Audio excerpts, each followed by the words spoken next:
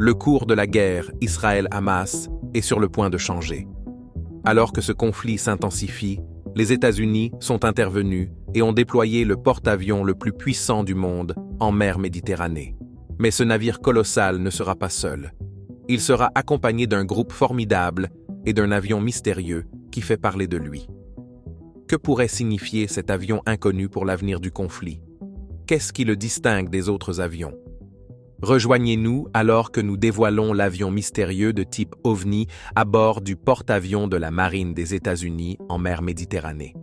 Dans un développement récent, le secrétaire à la Défense, Lloyd Austin, a ordonné au groupe de frappe du porte-avions USS Gerald R. Ford de se déplacer en mer Méditerranée orientale en réponse aux attaques récentes du Hamas contre Israël.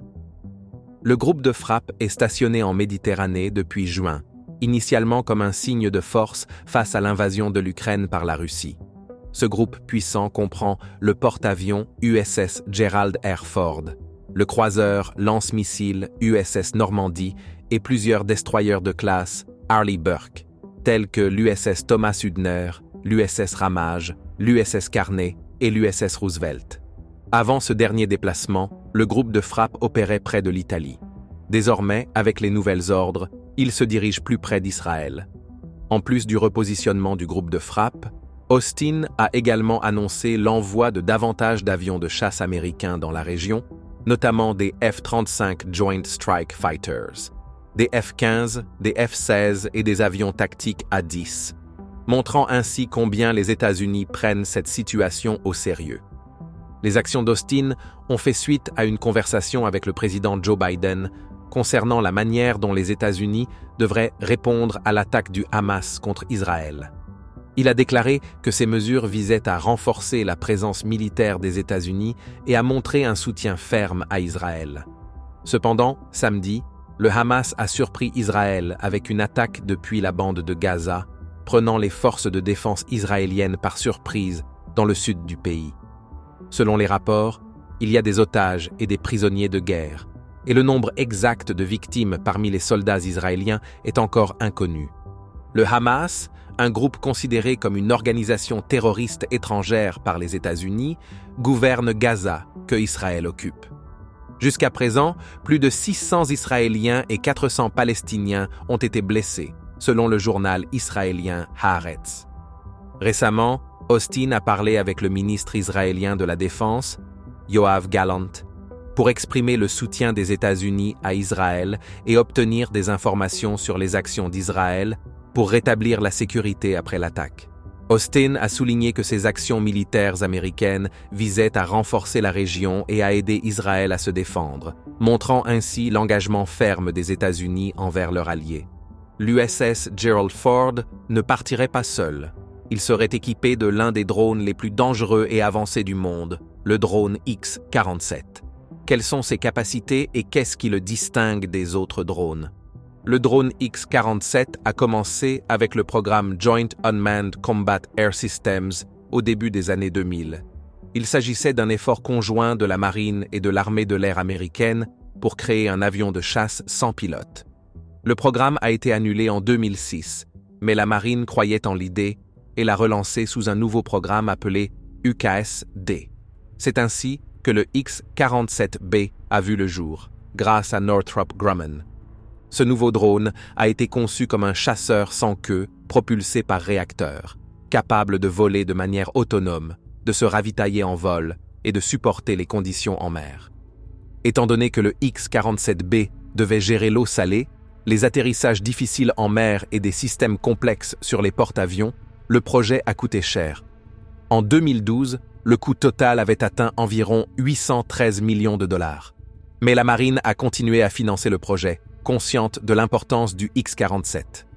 Ce drone pouvait voler dans des zones dangereuses, identifier des cibles et même lancer des attaques grâce à ses 2 soutes à armement pouvant contenir 4500 livres de bombes. Ce drone était rapide, puissant et intelligent. Il avait une vitesse proche du supersonique, pouvait voler à une altitude de 42 000 pieds et avait une portée de 2400 miles. Le X-47B a très bien performé lors des tests. Il a été lancé depuis des porte-avions, a atterri en toute sécurité, s'est ravitaillé en vol et a opéré dans des environnements difficiles. Il s'est également parfaitement intégré au porte-avions de la marine.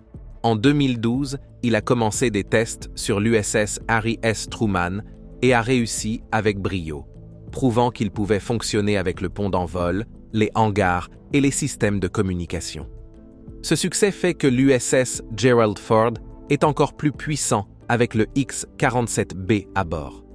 Une fois que le X-47B sera développé en une version plus puissante, le X-47C, capable de transporter jusqu'à 10 000 livres de bombes, l'USS Gerald Ford sera encore plus fort.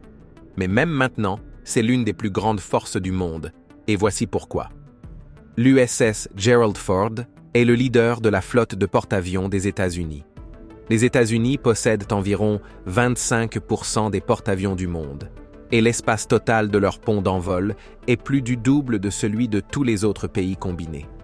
L'USS Gerald Ford est alimenté par 2 réacteurs nucléaires, ce qui signifie qu'il peut fonctionner pendant 25 ans sans avoir besoin de se ravitailler.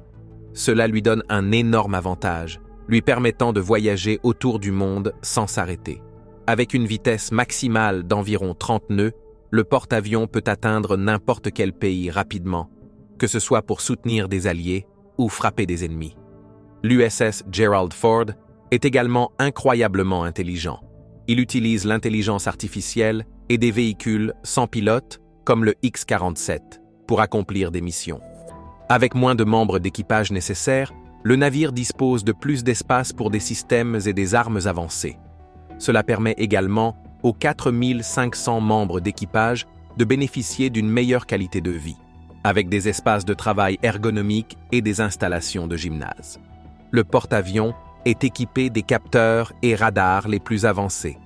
Son système radar, l'AN/SPY-3, est le plus avancé de son genre, capable de gérer la surveillance, le contrôle du trafic aérien, les communications de missiles et la détection de cibles à des kilomètres de distance.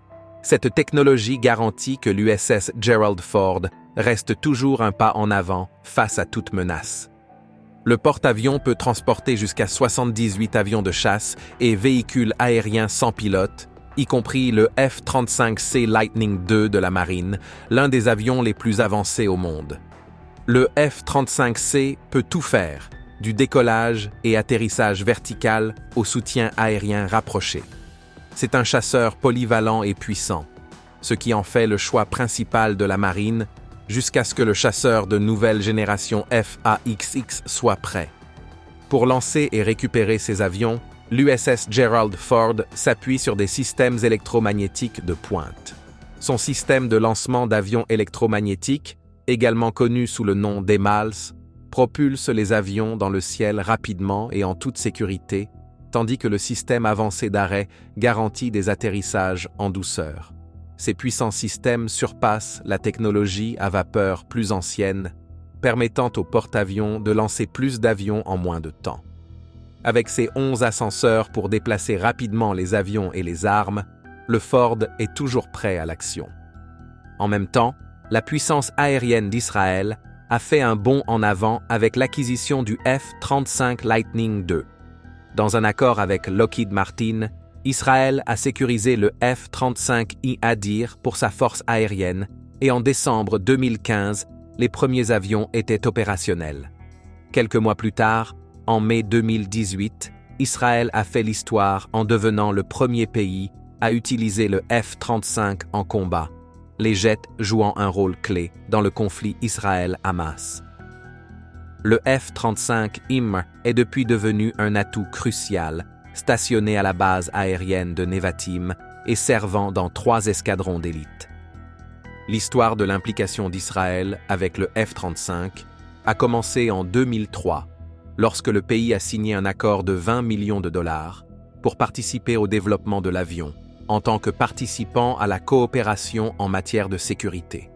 La force aérienne israélienne a identifié le F-35 comme crucial pour ses futurs projets et visait à acheter plus de 100 avions pour remplacer ses anciens F-16. Israël a réintégré le programme de développement du F-35 en 2003, après avoir résolu les tensions avec les États-Unis concernant un accord d'armement avec la Chine. Tout au long des années 2010, Israël a travaillé pour personnaliser ses F-35 afin de répondre à ses besoins uniques. Des entreprises israéliennes ont développé des missiles plus petits, tandis que le ministère de la Défense a poussé pour plus d'implications locales dans la production et l'entretien des jets.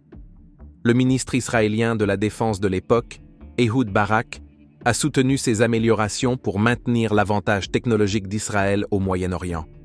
Malgré les critiques des entrepreneurs israéliens et les coûts élevés, l'achat de 20 F-35 a été finalisé en 2010, l'aide militaire américaine couvrant une grande partie du coût.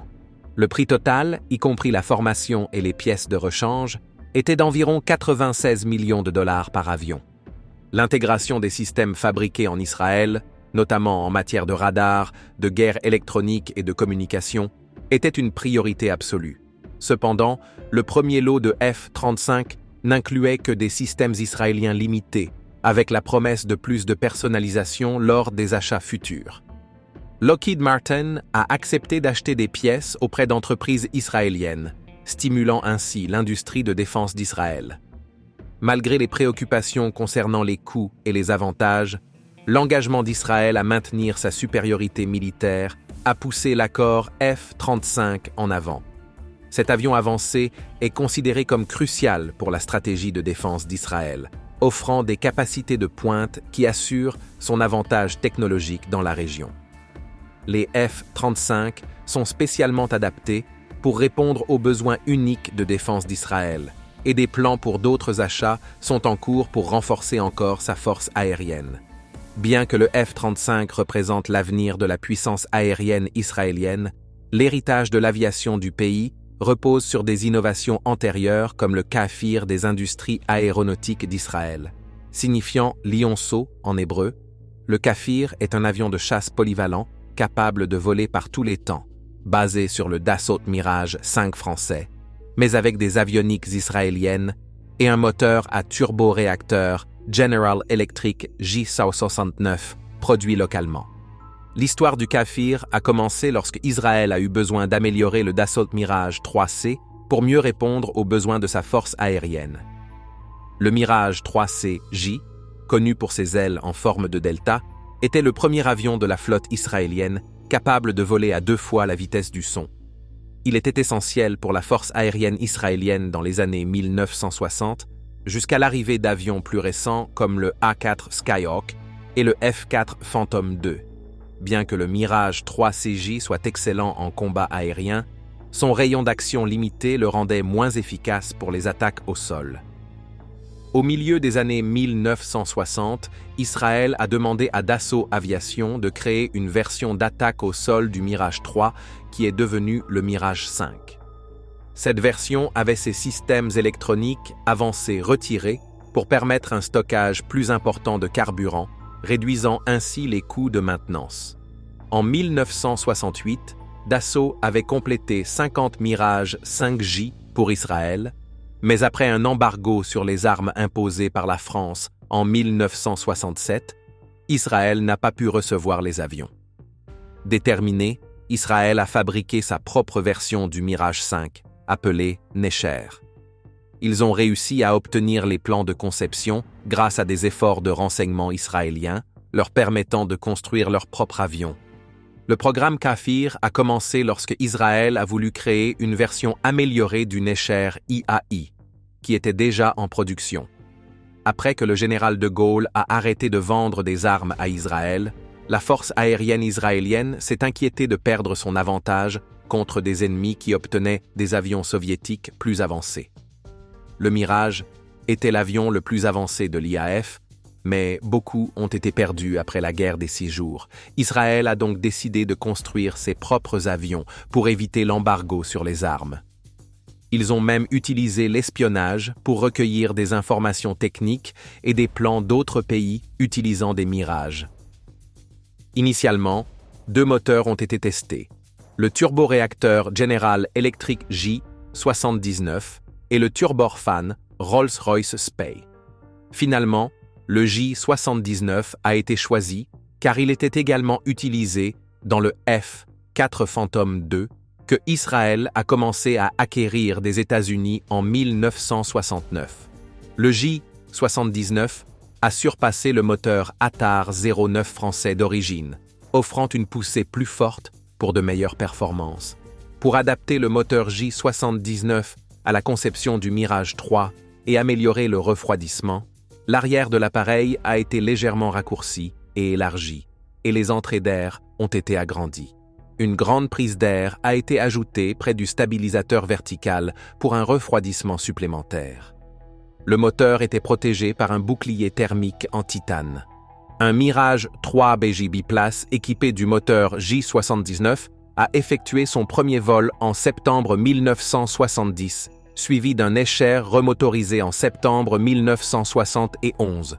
Une version améliorée, baptisée Raham-B, a pris son envol pour la première fois en juin 1973. Elle présentait un cockpit redessiné, un train d'atterrissage renforcé et de nombreuses avioniques fabriquées en Israël, avec une capacité de carburant portée à 713 gallons américains. Bien que des rumeurs suggèrent que certains Mirage 3C d'origine ont été remotorisés avec le J-79 et surnommé Barak, utilisé pendant la guerre du Kippour en 1973, aucune preuve solide n'a confirmé l'existence de ces avions modifiés. Alors que l'histoire des Mirages reste incertaine, les chasseurs F-15 IRAM sont un atout avéré et crucial pour l'armée de l'air israélienne. Bien que le récent F-35 IM attire souvent l'attention, le F-15 joue un rôle essentiel grâce à son rayon d'action plus long, le rendant idéal pour des frappes à longue distance et le maintien de la supériorité aérienne. Le Raham, dérivé du F-15 Eagle américain, est doté de technologies de pointe, d'armements avancés et de systèmes de guerre électroniques. Ces avions ont joué un rôle clé dans des conflits au Liban, en Syrie et à Gaza, et ils sont capables de frapper en profondeur sur le territoire iranien, soutenant ainsi les stratégies de défense d'Israël. Même si le F-35A est considéré comme le meilleur chasseur d'Israël, le F-15 Prime ne doit pas être sous-estimé. En effet, les Raham ont un rayon d'action supérieur aux F-35 et aux F-16, un atout crucial alors que le conflit avec le Hamas continue. La puissance aérienne de l'armée de l'air israélienne est essentielle pour la sécurité du pays, et le F-15 Raham en est une composante majeure. Le F-15 Eagle a effectué son premier vol il y a près de 40 ans, conçu pour remplacer le vieillissant F-4 Phantom II.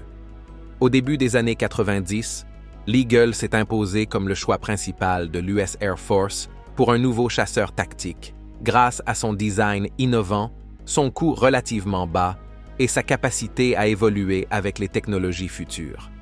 Après la guerre du Golfe, en 1991, les dirigeants israéliens ont perçu la nécessité d'un avion à long rayon d'action pour neutraliser les menaces. Les attaques de missiles Scud irakiens avaient révélé des lacunes dans la défense aérienne israélienne, rendant la capacité de frappe à longue distance cruciale pour le pays. Pour y remédier, l'armée de l'air israélienne a décidé d'acquérir 25 de ces avions au milieu des années 1990. Israël était déjà familier avec le F-15, l'utilisant depuis 1978 lors d'opérations au Liban, où il s'était illustré face aux MiG syriens. Le radar avancé et la puissance de feu impressionnante du Raham en font un redoutable avion de combat, capable d'effectuer une grande variété de missions avec précision. Sa capacité à transporter jusqu'à 18 000 livres d'armement et de carburant, associée à ses deux moteurs lui permettant de dépasser Mach 2, solidifie son rôle de pièce maîtresse au sein de l'armée de l'air israélienne. De même, le McDonnell Douglas F-4 Phantom II, un chasseur américain, a acquis une réputation de polyvalence et de puissance. Initialement conçu pour la marine américaine, ce biréacteur est rapidement devenu un intercepteur supersonique multirôle et un bombardier de précision. Pendant la guerre du Vietnam, le F-4 a joué un rôle majeur en tant que chasseur de supériorité aérienne des forces américaines. Il a également excellé dans les attaques au sol et la reconnaissance aérienne à mesure que le conflit progressait. Fait notable, tous les 5 as américains de cette guerre ont piloté des F-4. Le Phantom est resté un élément clé de la puissance militaire américaine des années 60 aux années 90, avant d'être remplacé par des avions plus modernes comme le F-15 Eagle et le F-16 Fighting Falcon. Même après la guerre du Vietnam, cet avion a continué à servir dans divers rôles, notamment la reconnaissance et la suppression des défenses aériennes ennemies pendant la guerre du Golfe en 1991, avant de prendre sa retraite du service actif en 1996. Il fut également le seul avion à être utilisé à la fois par les équipes de voltige aérienne des Thunderbirds, de l'US Air Force et des Blue Angels de la marine américaine. Au-delà des États-Unis, le F-4 a été utilisé par les forces armées de 11 autres nations. Les Phantom israéliens ont participé à plusieurs conflits contre les nations arabes et l'Iran a utilisé sa flotte pendant la guerre Iran-Irak. Cela soulève la question: qu'est-ce qui rend cet avion si spécial? Le F-4 Phantom est un chasseur-bombardier biplace conçu pour la marine américaine afin de défendre la flotte contre les avions ennemis. Il intègre des technologies de pointe telles qu'un radar avancé et utilise une grande quantité de titane dans sa structure. Malgré sa taille imposante et son poids dépassant 60 000 livres, le F-4 peut atteindre des vitesses supérieures à Mach 2,23 et grimper à plus de 41 000 pieds par minute. Il dispose de 9 points d'emport pouvant transporter jusqu'à 18 650 livres d'armement, incluant missiles et bombes. À l'origine, il ne possédait pas de canon interne, ce qui était courant pour les jets de son époque. Ce design a servi de modèle aux chasseurs futurs, privilégiant les missions à longue portée et les charges lourdes, notamment pour le combat aérien diurne. Pour les pilotes qui ont pris place dans le cockpit du F-4, la devise était « La vitesse, c'est la vie », car l'accélération rapide du Phantom leur donnait un avantage dans les combats aériens. Bien que ses moteurs soient puissants, son design imposant rendait les virages serrés difficiles, permettant aux avions soviétiques de le surpasser en manœuvrabilité. Malgré cela, le F-4 restait réactif et, en 1972, la version F-4E améliorée a permis une meilleure maniabilité dans les combats rapprochés, même si cela réduisait légèrement sa vitesse maximale. Le F-4 était propulsé par le moteur J79, qui répondait rapidement aux accélérations des pilotes. Un incident célèbre raconte qu'un pilote, ayant raté l'appontage sur un porte-avions, a pu reprendre le contrôle en mettant les gaz à fond, lui permettant de redécoller immédiatement. Cependant, le moteur J79 produisait une épaisse fumée noire, facilitant la détection de l'avion par les ennemis. De nombreux pilotes considéraient que l'absence d'un canon interne était une grave erreur. Ils pensaient qu'un canon serait plus fiable que les missiles, souvent peu fiables en combat. Au départ, on croyait que les combats aériens tournoyants étaient impossibles à grande vitesse, si bien que les pilotes n'étaient pas formés aux manœuvres aériennes. Cependant, en pratique, les affrontements ralentissaient souvent, les pilotes cherchant à se positionner derrière leurs adversaires. Le F-4C a fini par être équipé de pods externes avec un canon de 20 mm, mais ceux-ci étaient souvent imprécis et posèrent des problèmes. Le problème a finalement été résolu avec le F-4E, qui intégrait un canon interne pour de meilleures performances en combat aérien. Ces puissants chasseurs, combinés à l'implication des États-Unis, pourraient être la clé pour mettre fin à ce conflit de longue date et enfin restaurer la paix entre les deux régions. Merci d'avoir regardé. Pendant que vous êtes encore là, cliquez sur le lien qui apparaît à l'écran pour découvrir une autre de nos vidéos. À bientôt!